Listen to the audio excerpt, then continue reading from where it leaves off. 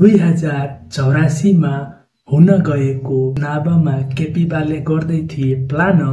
Yes of course भनेपछि अब हुने भयो 2082 को साल। के होला त यो चुनावको माहौल भन्ने भिडियोमा सबैलाई स्वागत छ। फागुन 21 गते स्वच्छ निष्पक्ष र भयरहित वातावरणमा निर्वाचन सम्पन्न गर्ने भन्नेमा हामी प्रष्ट छौं। फागुन 21 गते चुनावै हुँदैन। किन हुँदैन के? चुनाव नभएर हुन्छ? चुनाव हुनै पर्छ। जम्मा केपी ओलीलाई हटाएर सुशीला कार्की आएपछि कसरी दिन्छ? त्यसो भए तपाईं नि भन्नु न त, चुनाव गराउनलाई के गर्नु पर्यो? कि त केपी ओलीलाई हटाइसकेपछि नि राष्ट्रपतिलाई निलम्बन गर्नुपर्थ्यो, संविधान निलम्बन गर्नुपर्थ्यो, अनि यही संविधानमा टेकेर चुनाव गराएर अनि आउने संविधानले कार्यकारी बनाउने भनेर भनेपछि अनि यो चुनाव हुने कुरो हो? केपी ओलीलाई हटाउने खेल जस्तो मात्रै देखियो नि त। बिल्कुल 100%। केपी शर्मा ओलीज्यू, तपाईको चाहिँ के विचार छ? के चुनाव होला त?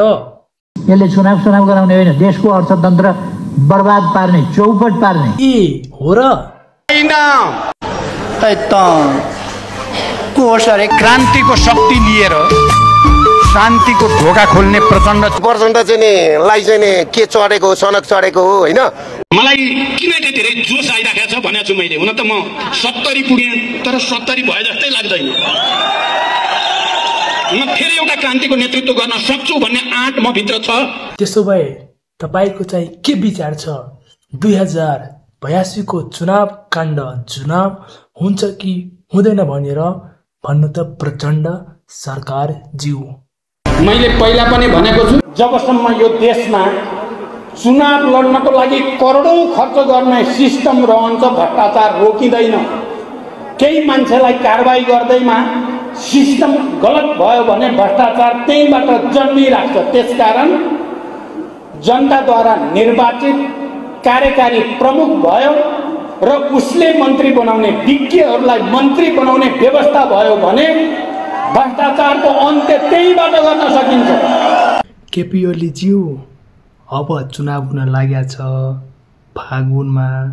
के तपाईँ चुनावमा उठ्नुहुन्छ र? केही भन्नै परेन नि। भनेपछि तपाईँ चुनावमा उठ्नुहुन्छ होइन त? यस अफ कोर्स। केपी ओलीले मिसन 84 मा के गर्छन् अरे? विकास गरेर तिनलाई धुवा पार्ने हो। आकाशको तारा त झार्न सकिँदैन, तर सुनकोशीको पानी बागमतीमा झार्ने हो। 46 सालदेखि त अहिलेसम्म केही खुल्की आएनन्।